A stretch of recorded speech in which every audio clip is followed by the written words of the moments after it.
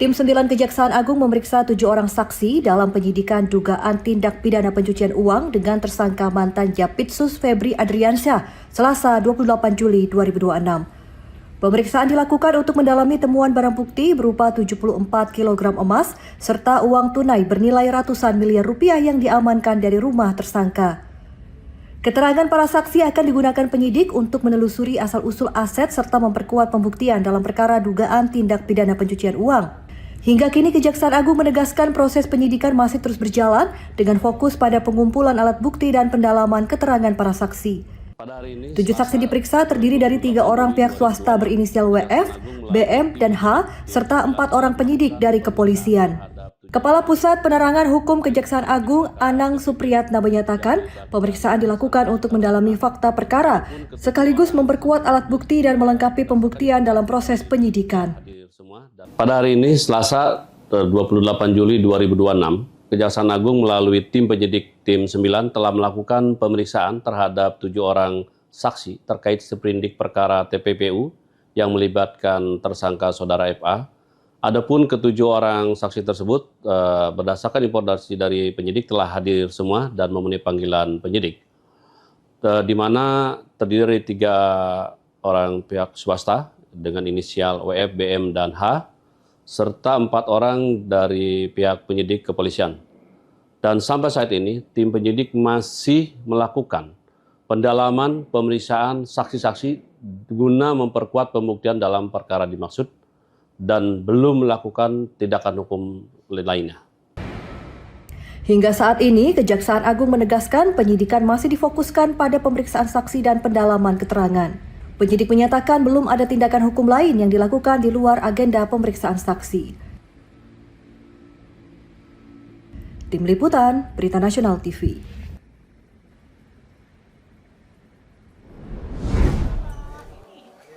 Pemerintah terus memperkuat peran Koperasi Desa Merah Putih sebagai penggerak ekonomi desa.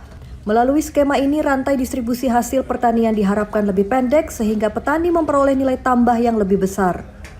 Menteri Pertanian Andi Amran Sulaiman menyatakan selama ini distribusi komoditas pertanian melibatkan hingga 8 mata rantai sebelum sampai ke masyarakat. Melalui Koperasi Desa Merah Putih, rantai pasok tersebut akan dipangkas menjadi 3 tahap, yaitu dari petani ke koperasi, kemudian langsung disalurkan kepada masyarakat. Amran menilai pemangkasan rantai distribusi ini akan membuat nilai tambah hasil pertanian lebih banyak dinikmati petani. Kementerian Pertanian mencatat keuntungan para perantara dari 9 komoditas pangan mencapai sekitar 313 triliun rupiah. Pemerintah menargetkan nilai tambah tersebut bisa lebih banyak dinikmati petani melalui kenaikan harga jual hasil panen. Selain memperpendek rantai distribusi, koperasi mempermudah petani memperoleh pupuk bersubsidi dan menjual gabah tanpa harus menempuh jarak jauh ke gudang Bulog. Koperasi di setiap desa diharapkan perputaran uang tetap berada di desa dan mendorong pertumbuhan ekonomi kerakyatan. Ke masyarakat. Nah, kami pernah hitung 9 komoditas itu nilainya untuk middleman dia dapatkan keuntungan 313 triliun. Nah, katakanlah koperasi dapat 50 triliun saja. Artinya apa? Ada 263 triliun itu bisa dinikmati petani, harga komoditasnya bisa naik, kemudian konsumen yang daya belinya naik, konsumen yang biasanya beli 1 kilo bisa menjadi 1,5 kilo. Itu yang diinginkan Bapak Presiden. Kemudian uang yang 263 triliun itu berputar di desa, sehingga terjadilah ekonomi kerakyatan. Nah, kemudian potensi berikutnya adalah pupuk. Pemerintah berharap Koperasi Desa Merah Putih akan menjadi penghubung langsung antara petani dan konsumen, sekaligus memperkuat ekonomi masyarakat di tingkat desa. Selain itu, distribusi hasil panen lebih merata, harga tetap stabil, serta kesejahteraan petani terus meningkat. Tim Liputan, Berita Nasional TV.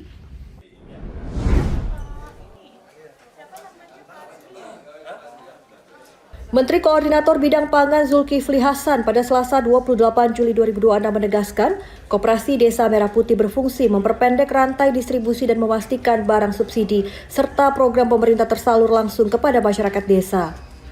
Selain menyalurkan barang subsidi dan bantuan sosial, Kopdes juga akan menjadi off-taker hasil pertanian. Koperasi akan membeli gabah petani saat harga turun di bawah harga pembelian pemerintah dengan dukungan Bulog.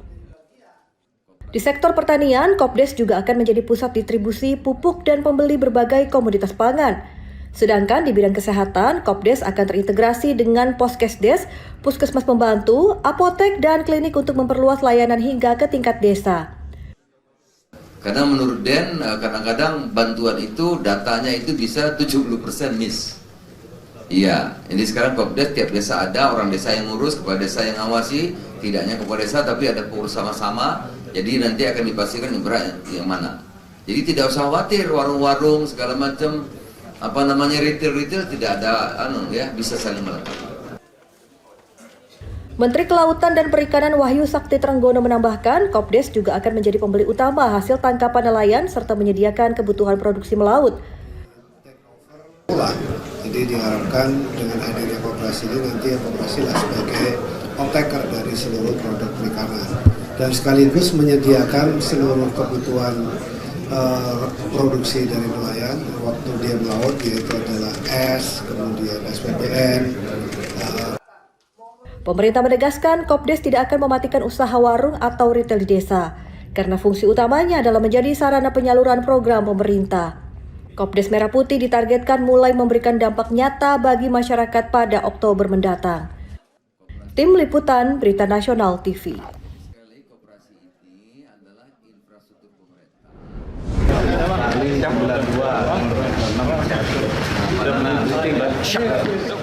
Kapolda Metro Jaya Komjen Polisi Asep Edi Suheri dan Pangdam Jaya Letjen TNI Dedi Suryadi melakukan kunjungan silaturahmi ke markas Komando Kops Marinir di Jakarta Selasa 28 Juli 2026. Keduanya disambut langsung Panglima Kops Marinir Letjen TNI Marsikal Endi Supardi. Kunjungan ini dalam rangka memperkuat sinergi TNI dan Polri menjaga stabilitas keamanan Jakarta. Pertemuan berlangsung dalam suasana akrab, membahas penguatan koordinasi, kesiapan personil, serta peningkatan kolaborasi antar institusi dalam menghadapi berbagai dinamika keamanan di Jakarta.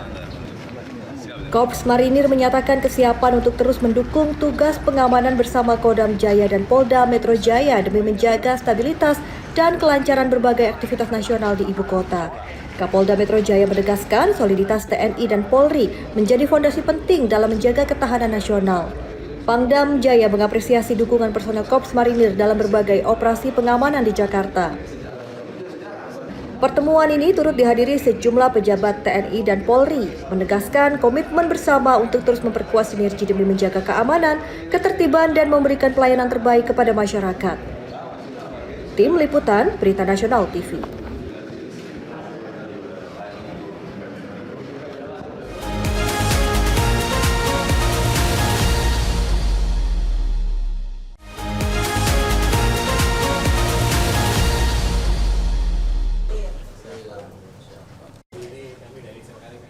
Di tengah upaya menyelesaikan berbagai aspirasi pekerja, Komisi 6 DPR RI mempertemukan perwakilan Serikat Pekerja dengan manajemen PT Sinergi Gula Nusantara. Pertemuan berlangsung di Gedung Nusantara 3, Kompleks Parlemen Senayan, Jakarta, Rabu 29 Juli 2026. Komisi 6 DPR RI mempertemukan perwakilan pekerja dengan Wakil Ketua DPR RI Sufmi Dasko Ahmad guna mencari solusi atas berbagai aspirasi karyawan. Ketua Komisi 6 DPR RI Anggia R. Marini menyatakan DPR berperan sebagai fasilitator agar komunikasi antara manajemen PT Sinergi Gula Nusantara dan para pekerja berjalan baik hingga mencapai titik temu. Aspirasi yang memang kita komunikasikan, jadi kita komunikasikan dengan DPR, dengan karyawan, lalu kemudian kita akan memfasilitasi. Komisi 6 memfasilitasi antara korporasi, antara PTPN, SGN dengan para karyawan, dan akhirnya alhamdulillah ketemu di titik temu.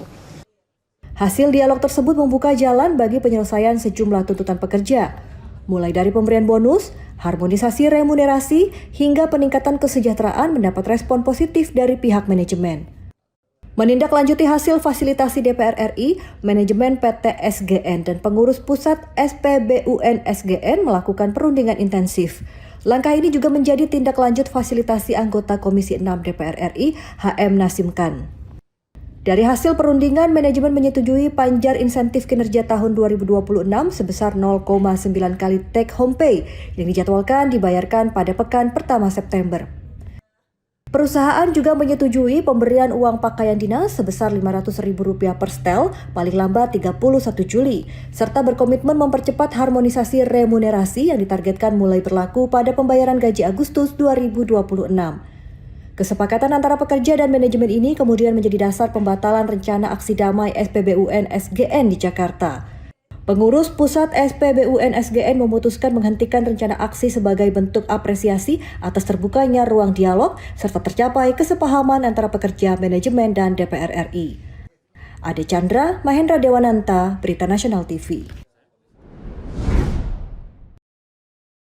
Presiden Republik Indonesia Prabowo Subianto memimpin rapat terbatas bersama dengan sejumlah Menteri Kabinet Merah Putih di Istana Merdeka, Jakarta pada Selasa 28 Juli 2026.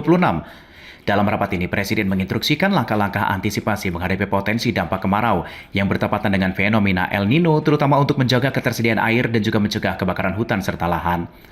Usai rapat, Kepala BMKG Teguh Faisal Fatani menyampaikan BMKG akan memperkuat operasi modifikasi cuaca untuk mengisi waduk dan juga menjaga ketersediaan air. Langkah ini dilakukan dengan cara membasahi lahan-lahan rawan terbakar agar resiko kebakaran hutan dan lahan dapat ditekan sejak dini. 6 provinsi menjadi prioritas pelaksana operasi modifikasi cuaca, yaitu Riau, Jambi, Sumatera Selatan, Kalimantan Barat, Kalimantan Tengah, dan juga Kalimantan Selatan. Operasi juga dapat dilakukan secara situasional di Kepulauan Riau dan juga Aceh dengan fokus menjaga kelembapan tanah gambut agar tidak mudah terbakar. Antisipasi terkait dengan kekeringan dan yang kedua terkait dengan kebakaran hutan dan lahan. Untuk kekeringan, BMKG melakukan beberapa modifikasi cuaca bekerjasama dengan BNPB, bekerjasama dengan Kementerian Kehutanan dan juga dengan swasta untuk pengisian waduk. Ya, pengisian waduk-waduk yang ada di Indonesia, kita punya 240 waduk, beberapa memang tidak semua, itu kita coba isi agar bisa difungsikan untuk PLTA, bisa difungsikan untuk irigasi dan air bersih. Kemudian untuk kebakaran hutan dan lahan, tadi saya sebutkan ada 6 provinsi yang menjadi fokus kita semua, yaitu ada Riau, Jambi. Selain mencegah karhutla, operasi modifikasi cuaca juga dimanfaatkan untuk membantu pengisian air di sejumlah waduk melalui kerjasama BMKG, BNPB, Kementerian Kehutanan, dan juga berbagai pihak terkait. Pemerintah menilai pendekatan pencegahan ini lebih efektif karena dilakukan sebelum muncul titik api, sekaligus menjaga ketersediaan air bagi PLTA, irigasi, dan kebutuhan air bersih bagi masyarakat. Tim Liputan Berita Nasional TV. Baik, teman-teman media yang saya hormati, Presiden Republik Indonesia Prabowo Subianto memanggil Menteri Energi dan juga Sumber Daya Mineral Bahlil Lahadalia di Istana Merdeka Jakarta pada Selasa 28 Juli 2026. Pertemuan membahas berbagai program strategis di sektor energi, mulai dari pemerataan akses listrik, pengembangan energi baru terbarukan hingga penguatan ketahanan energi nasional. Menteri Bahlil menyampaikan program listrik desa telah menjangkau lebih dari 1.400 desa dari sekitar 11.000 desa yang sebelumnya belum teraliri listrik. Pemerintah segera memulai pembangunan tahap pertama proyek pembangkit listrik tenaga surya berkapasitas 100 gigawatt yang akan ditandai dengan groundbreaking dalam waktu dekat. kita tahu bahwa 1.000 dari total desa yang kita belum ada listrik itu ada kurang lebih sekitar 11.000, dan alhamdulillah di tahun 2025 programnya udah selesai sekitar 1.400 lebih, yang ini akan dilakukan peresmian oleh Bapak Presiden nanti dalam waktu dekat sebelum tanggal 14 Agustus. Yang kedua, kami juga membahas tentang implementasi daripada PLTS 100 gigawatt yang insya Allah dalam waktu dekat akan ditandai peluncuran groundbreaking pertama. Dalam pertemuan ini, Bahlil melaporkan kondisi pasokan energi nasional di tengah ketidakpastian geopolitik global. Pemerintah memastikan stok BBM, minyak mentah, dan juga LPG masih berada di atas standar minimum nasional. Selain itu, harga BBM dan juga LPG bersubsidi dipastikan tetap stabil, serta pasokan BBM bagi nelayan menjadi salah satu arahan khusus Presiden agar aktivitas mereka tetap berjalan lancar. Selain membahas ketahanan energi, pemerintah juga mendorong peningkatan penerimaan negara bukan pajak dari sektor pertambangan mineral. Menurut Menteri Bahlil, penataan sektor pertambangan terus dilakukan sebagai bagian dari upaya meningkatkan penerimaan negara sekaligus memperkuat tata kelola sektor pertambangan. Tim Liputan Berita Nasional TV. Untuk harga BBM subsidi tidak ada kenaikan.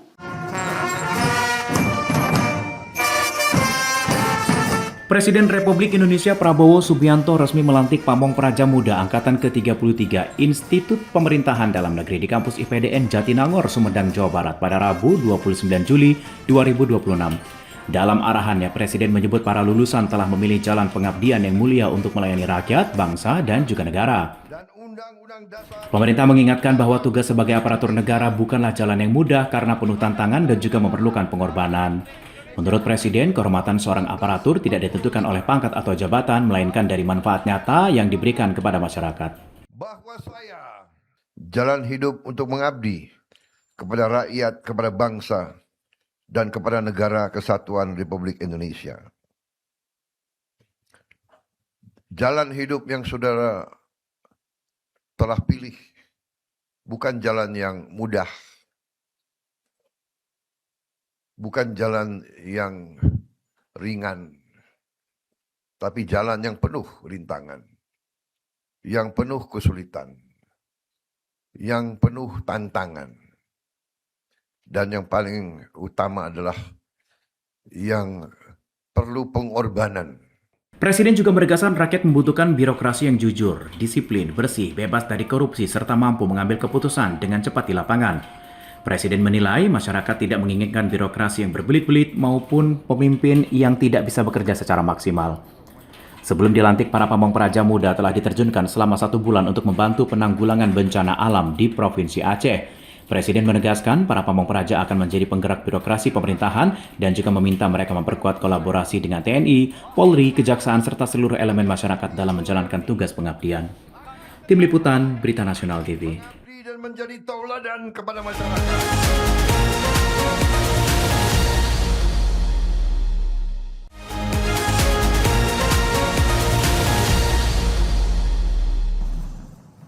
Presiden Republik Indonesia Prabowo Subianto menyatakan Pamong Praja Muda IPDN akan menjadi generasi yang menjalankan pemerintahan dalam 25 tahun mendatang. Menurut Presiden, saat itu Indonesia diproyeksikan menjadi kekuatan ekonomi terbesar keempat dunia, melampaui sejumlah negara maju seperti Prancis, Jerman, dan juga Inggris. Presiden menilai Indonesia memiliki modal besar untuk mencapai target tersebut, mulai dari wilayah yang luas hingga jumlah penduduk terbesar keempat dunia. Karena itu, Pamong Praja Muda diharapkan mampu mengemban tanggung jawab sebagai pemimpin daerah dan pejabat pemerintahan pada masa mendatang. Presiden Prabowo juga mengingatkan bahwa kebijakan dan juga program pemerintah tidak akan berhasil tanpa pelaksanaan yang baik di lapangan. Untuk itu, Pamong Praja Muda diminta menjadi penggerak birokrasi yang mampu memastikan pembangunan berjalan efektif dan juga memberikan manfaat bagi masyarakat. Saudara adalah penggerak birokrasi pemerintahan, penentu keberhasilan pembangunan di lapangan. Saudara, gagasan yang paling besar, rencana yang paling besar, kebijakan yang paling baik tidak dilaksanakan di lapangan. Gagasan besar itu kandas, rencana terbaik itu tidak tercapai. Karena itu, saudara-saudara, sungguh-sungguh adalah harapan kami.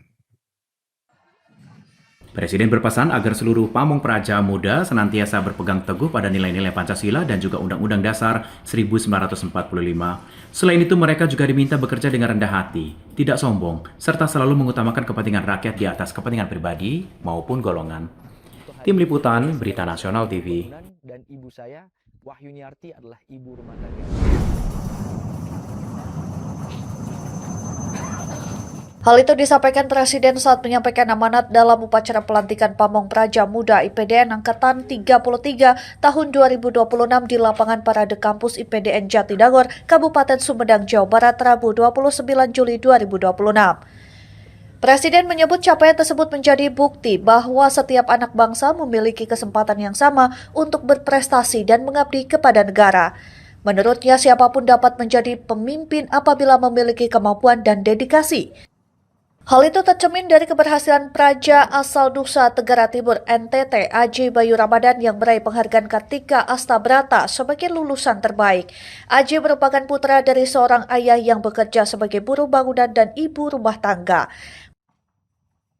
Rakyat menuntut aparatur negara yang mengutamakan kepentingan rakyat, bukan kepentingan pribadi atau golongan. Dimanapun saudara bertugas, ingat, saudara adalah wajah dan lambang negara. Dari sikap saudara, dari penampilan saudara, rakyat menilai apakah negara kita hadir atau tidak. Apakah negara kita tertib atau tidak. Apakah negara kita membanggakan atau tidak. Apakah negara kita negara yang terhormat atau tidak. Presiden menegaskan agar para pamong praja muda yang telah dilantik memegang teguh cita-cita para pendiri bangsa. Mereka juga diminta bekerja dengan penuh ketulusan, tanpa kesombongan, serta senantiasa dekat dengan rakyat dan berpihak kepada kepentingan masyarakat, terutama kelompok yang paling membutuhkan. Tim Liputan Berita Nasional TV.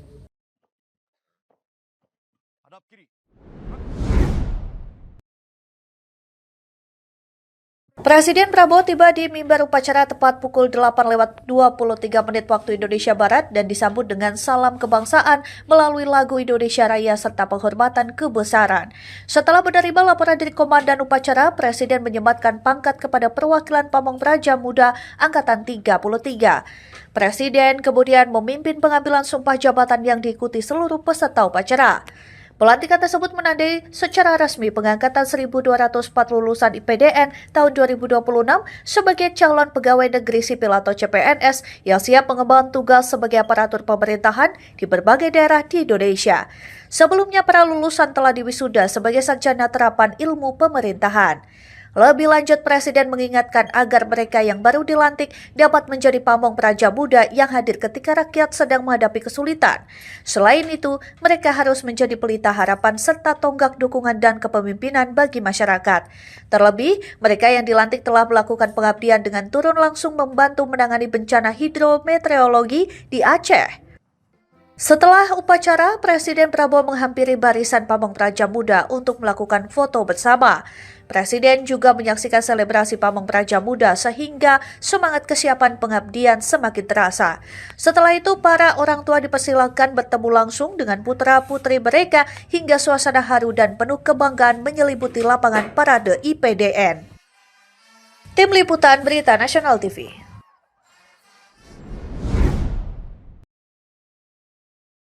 Inilah rekaman kamera pengawas atau CCTV saat komplotan pencuri melakukan aksinya di Jalan Kelapa Sawit Raya Duren Sawit, Jakarta Timur pada Minggu pagi. Sebelum melancarkan aksinya, pelaku yang berjumlah 2 orang menggunakan sepeda motor ini mondar-mandir di sekitar lokasi untuk memastikan situasi aman dan membagi tugas. Setelah satu pelaku berhasil menjebol kunci mobil dalam hitungan menit, namun pelaku tidak berhasil untuk membawanya kabur, perihal ramainya warga yang mulai beraktivitas menjelang pagi hari. Percobaan karena memang kejadiannya kan minggu pagi ya, dini hari jam 5.30.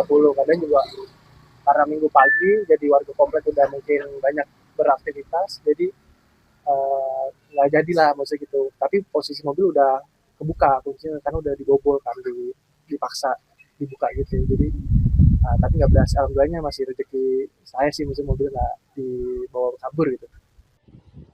Atas kejadian ini, pemilik mobil harus lebih waspada lagi dalam memarkirkan kendaraannya dan pemilik memilih untuk memviralkannya. Dari Jakarta Timur, Tim Liputan Berita Nasional TV.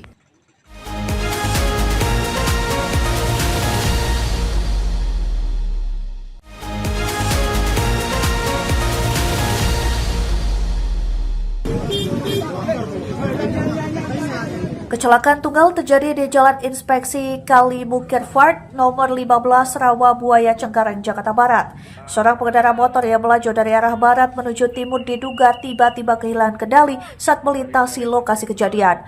Motor yang dikendarinya oleng ke kiri lalu tercebur ke dalam Kali Bukirfart. Sementara sang pengendara terjatuh di badan jalan dan mengalami luka-luka. Peristiwa ini langsung mengundang perhatian warga sekitar. Sejumlah warga bergegas memberikan pertolongan pertama kepada korban sambil menghubungi ambulans. Menurut keterangan warga setempat, tidak terdengar suara motor melaju dengan kecepatan tinggi sebelum kecelakaan terjadi. Saksi mengaku baru mengetahui adanya insiden setelah mendengar suara benturan yang cukup keras. Saksi juga memastikan tidak ada kendaraan lain yang terlibat dalam kecelakaan tersebut. Korban disebut jatuh ke badan jalan, sedangkan sepeda motornya masuk ke dalam aliran kali. Sekarang udah di mana? Ya, dibawa ke rumah sakit, bawa pakai ambulan. Luka-luka? Luka-luka mukanya, kamarnya juga ya. Dan juga ada yang saya. Setelah kejadian, warga memberikan pertolongan sambil menunggu kedatangan petugas medis. Korban kemudian dievakuasi menggunakan ambulans menuju rumah sakit. Berdasarkan data unit kecelakaan lalu lintas Satlantas Polres Metro Jakarta Barat, korban diketahui berinisial WL, usia 38 tahun, seorang karyawan swasta warga Wijaya Kusuma, Jakarta Barat. Korban mengalami luka pada bagian wajah serta memar di kaki dan saat ini menjalani perawatan di Rumah Sakit Hermina dan Mogot. Sementara sepeda motor yang dikendarainya mengalami kerusakan cukup parah pada bagian depan. Polisi memastikan tidak ada korban jiwa dan tidak ada kendaraan lain yang terlibat, sehingga peristiwa ini dikategorikan sebagai kecelakaan tunggal atau out of control. Meski demikian, penyebab pasti kecelakaan masih dalam penyelidikan. Petugas telah melakukan olah tempat kejadian perkara, mengamankan barang bukti serta meminta keterangan dari para saksi. Sementara itu, sejumlah warga menyebut permukaan jalan di lokasi memiliki perbedaan ketinggian yang cukup terasa bagi pengendara. Namun hingga saat ini pihak kepolisian belum menyatakan bahwa kondisi jalan menjadi penyebab utama kecelakaan dan masih melakukan pendalaman untuk memastikan faktor penyebab insiden. Peristiwa ini menjadi pengingat bagi seluruh pengendara agar selalu berkonsentrasi dan menyesuaikan kecepatan dengan kondisi jalan. Di sisi lain, evaluasi terhadap kondisi infrastruktur jalan juga dinilai penting untuk mencegah terjadinya kecelakaan serupa di kemudian hari. Dari Jakarta Barat, Tim Liputan Berita Nasional TV.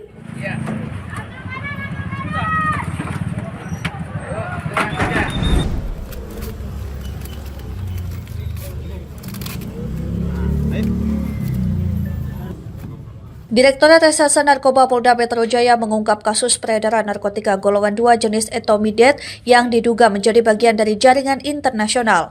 Pengungkapan ini berawal dari informasi masyarakat mengenai dugaan transaksi narkotika di kawasan Jakarta Selatan pada 21 Juli 2026. Dari pengungkapan tersebut, 4 tersangka diamankan, 1 diantaranya merupakan wanita.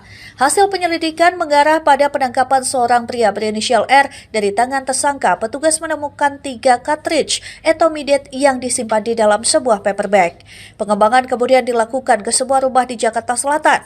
Petugas menangkap tersangka berinisial AG dan menyita 171 cartridge etomidet beserta barang bukti pendukung lainnya.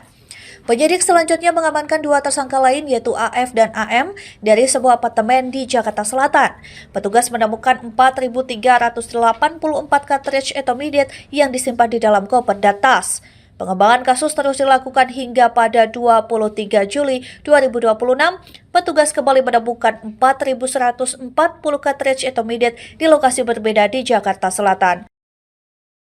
Polda Metro Jaya berhasil mengungkap peredaran narkotika golongan 2 jenis etomidet jaringan internasional di 6 TKP berbeda di wilayah Jakarta Barat dan Jakarta Selatan dengan barang bukti sebanyak 8.698 piece cartridge berisikan etomidet serta 4 orang tersangka terdiri dari 3 orang laki-laki inisial R, AF, dan AG.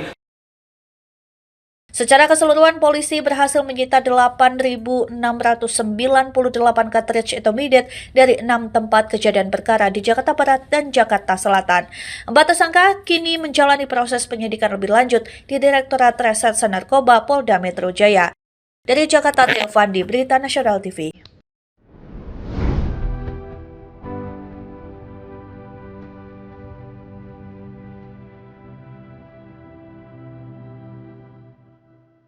Menjelajahi Hagyang Loop sama dengan menikmati setiap jengkal lukisan alam yang hidup. Melalui rekaman udara secara perlahan, kita dimanjakan oleh kelokan jalan yang membelah bukit-bukit raksasa, menciptakan harmoni indah antara infrastruktur manusia dan alam yang masih sangat asri. Pada sudut pertama, mata kita akan dihipnotis oleh hamparan lembah Lausa yang dikelilingi oleh dinding batu karang yang kokoh. Saat sore hari datang, cahaya matahari yang menerpa lautan awan dan kabut tipis di sekitar jalur pegunungan menciptakan suasana syahdu dan magis bagi siapapun yang melihatnya. Tak hanya itu, eksotisme kawasan ini semakin memikat dengan adanya hamparan terasering padi yang tersusun rapi mengikuti kontur lereng gunung. Dengan warna-warni yang alami, permukiman warga etnis minoritas yang berada di tengah bukit terlihat seperti desa di negeri dongeng. Ditambah dengan liukan indah sungai Nyokwe yang berwarna hijau toska di antara dua tebing raksasa Meofak. Puncaknya, keindahan dari gerbang surga atau Heaven's Gate serta gunung kembar Twin Mountains menjadi bukti keagungan alam di utara Vietnam. Deretan pegunungan yang saling menyambung hingga di tepi batas negara menyajikan gradasi warna hijau dan di sepanjang dasar samudra daratan yang begitu memukau. Rekaman visual estetik ini menjadi bukti nyata bahwa Hagiang Loop bukan hanya sekadar jalur perjalanan, melainkan sebuah majalah visual alam yang menyimpan sejuta pesona menawan yang wajib dikagumi oleh mata dunia.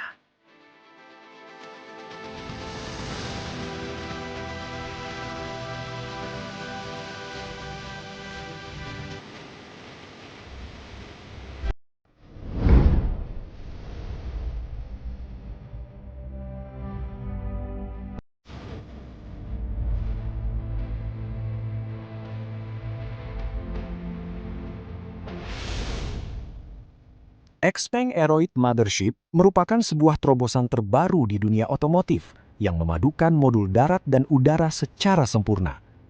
Kendaraan berdesain tangguh ini dirancang khusus untuk memuat sebuah drone intensif berkapasitas 2 kursi di bagian bagasi belakangnya. Tidak hanya berfungsi sebagai tempat penyimpanan, bagian belakang mobil ini juga bertindak sebagai stasiun pengisian daya otomatis. Hebatnya, baterai dari mobil utama mampu mengisi ulang daya drone tersebut untuk melakukan hingga 6 kali penerbangan berturut-turut. Proses penurunan hingga penyambungan kembali drone ke dalam bagasi juga sudah sangat canggih. Pengguna tidak perlu repot karena perangkat ini sudah didukung oleh teknologi bongkar muat yang sepenuhnya berjalan secara otomatis. Inovasi ini semakin memperkuat posisi Tiongkok dalam industri kendaraan energi baru, di mana penetrasi pasar domestik mereka kini telah menembus angka 50%.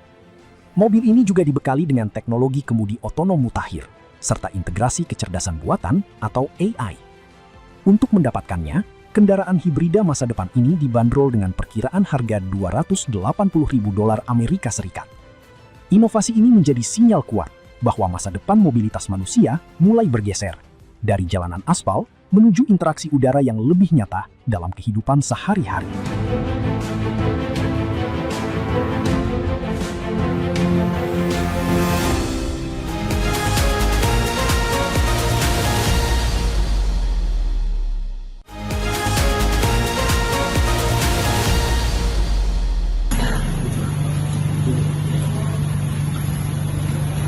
Sartono, Murdini, dan Marwan hanya meringis kesakitan setelah dihadiahi timah panas oleh Subdit Resmob Ditreskrimum Polda Metro Jaya. Ketiga pelaku ini merupakan komplotan pelaku pencurian lintas provinsi dengan modus pecah kaca. Menurut Panit 1 Subdit Resmob Polda Metro Jaya, AKP Pendi Wibiso, komplotan ini ditangkap di tempat berbeda. Sartono ditangkap di Cilengsi, Kabupaten Bogor, sementara Murdini dan Marwan ditangkap di Bengkulu. Aksi terakhir komplotan yang merupakan satu keluarga ini terjadi pada 9 Juni di wilayah Jakarta Barat. Berhasil mencuri uang nasabah sebanyak 1,2 miliar rupiah. Kami dari Subdit Resmob Polda Metro Jaya telah mengamankan 3 orang terduga pelaku pecah kaca di bawah pimpinan Kasubdit Resmob AKBP Resa Marasambesi. 3 orang tersebut kami amankan secara terpisah. Yang pertama kami amankan di Cilengsi dan kedua pelaku lainnya kami amankan di Bengkulu. Dan masih ada 2 DPO lainnya. Subdit Resmob Ditreskrimum Polda Metro Jaya menghimbau kepada seluruh masyarakat yang ingin menarik uang dalam jumlah besar untuk meminta pengawalan oleh petugas, karena layanan tersebut diberikan secara gratis. Aksi seorang pelaku pencurian sepeda motor terekam kamera CCTV saat beraksi di sebuah rumah kos di Jalan Kelapa Bolek 1, Kelapa Gading, Jakarta Utara. Pelaku yang beraksi seorang diri terlihat berusaha membobol 4 sepeda motor yang terparkir di halaman kos hingga akhirnya berhasil membawa kabur 1 unit motor milik penghuni.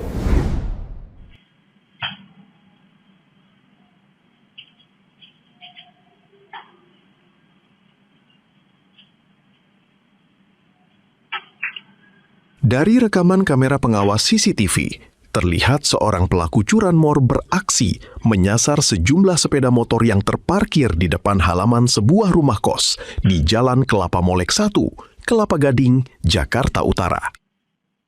Kondisi lingkungan sekitar yang tengah sepi membuat pelaku dengan leluasa bergerak, bahkan berupaya membobol 4 sepeda motor sebelum akhirnya berhasil membawa kabur 1 sepeda motor. Sementara korban yang merupakan warga Palembang baru saja tiba di Jakarta pada Minggu malam dan menginap di tempat rekannya untuk berencana mencari kerja. Namun naas, sepeda motor yang akan digunakannya untuk menjulang aktivitas sehari-harinya di Jakarta kini raib dicuri maling. Ya, saya kan dari Palembang, motoran dari rumah ke sini ya. Sebenarnya untuk melanjutin sekolah kan. Karena berhubung saya datangnya maghrib, jadi saya singgah ke tempat teman dulu gitu. Nah, kemarin maghrib datang, malamnya itu saya sempat keluar untuk cari kosan di dekat-dekat Suntar kan. Jam 11:30 saya pulang dan subuhnya hilang. Korban pun kemudian melaporkan peristiwa pencurian yang dialaminya kini ke Polsek Kelapa Gading dan berharap sepeda motornya dapat kembali dan pelaku berhasil ditangkap.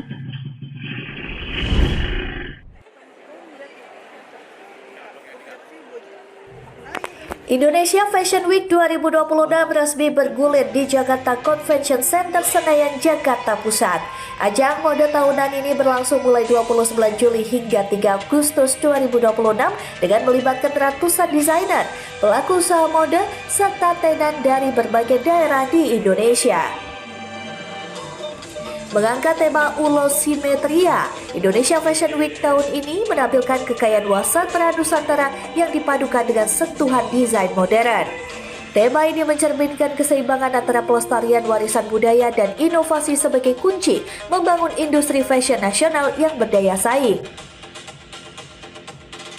Presiden Indonesia Fashion Week Poppy Darsono menyebut ulos bukan sekadar kain tradisional, melainkan simbol kehangatan, harmoni, dan persatuan bangsa. Melalui tema ini, industri mode Indonesia diharapkan mampu terus berkembang tanpa meninggalkan akar budaya yang menjadi identitas nasional.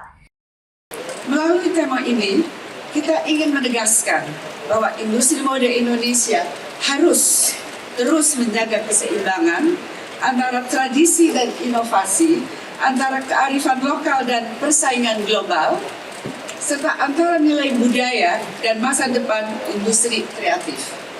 Inilah semangat yang menjadi landasan Indonesia Fashion Week 2026.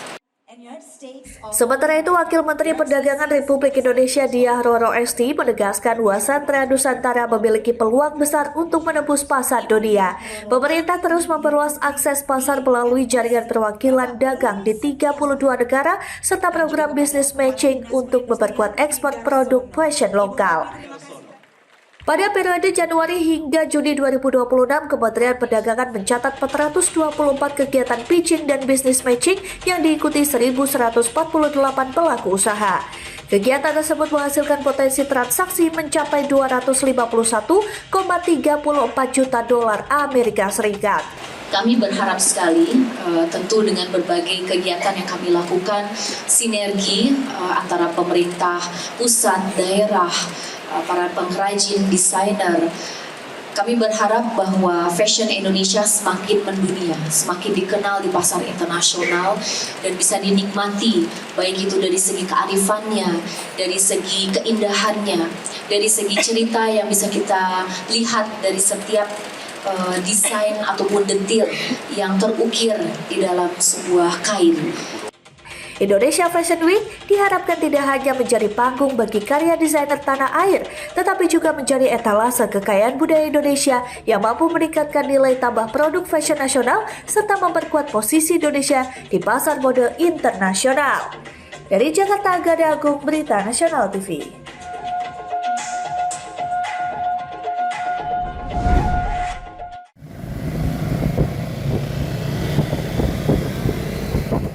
Pasukan gabungan bermotor dari unsur TNI dan Polri sore tadi menggelar patroli cipta kondisi di kawasan Menteng, Jakarta Pusat. Sejumlah ruas jalan di sekitaran Gondang Dia Cikini dan Pegangsaan disisir petugas. Patroli dilanjutkan hingga ke lokasi bentrokan berdarah yang telah menelan korban jiwa, tepatnya di Jalan Tabak dan Jalan Matraman Dalam.